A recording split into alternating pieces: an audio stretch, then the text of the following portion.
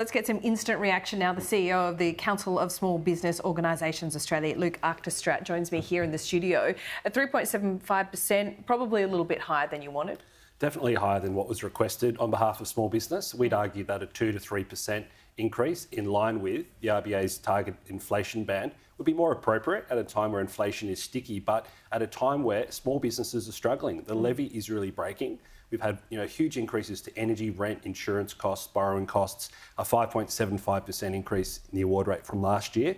So a lot of small businesses today will be looking down the barrel of over a 10% increase in those award rates over the last 2 years, which is really significant and flows through to over 110 industry awards. So what's your read on that? Can small businesses absorb this right now? Because we did hear the Fair Work Commissioner talk about the pressures, and particularly when it comes to productivity. This has to be the toughest operating environment for small businesses in living memory. They're just being smashed by higher costs across the board. It's going to be very difficult for them to absorb these costs. So they will need to try to pass those on, but small businesses are often between a rock and hard place. There's only so much people are willing to pay for a cup of coffee. So that means small businesses actually being in the invidious situation where they're reassessing their staffing levels, potentially looking at scaling back some of those growth plans they might have had. 43% of small businesses in Australia are not currently breaking even, and small business owners are paying themselves less than the average salary. So they're under huge pressure at the moment. Is it the minimum wage rate that is putting the most pressure on small business, or is it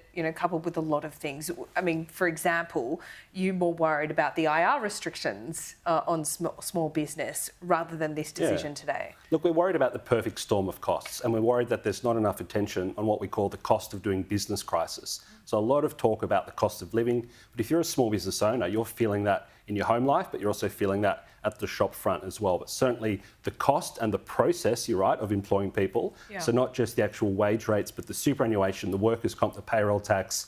These increases have flow-on costs for employers. The red tape we've seen introduced into IR is certainly not small business friendly either.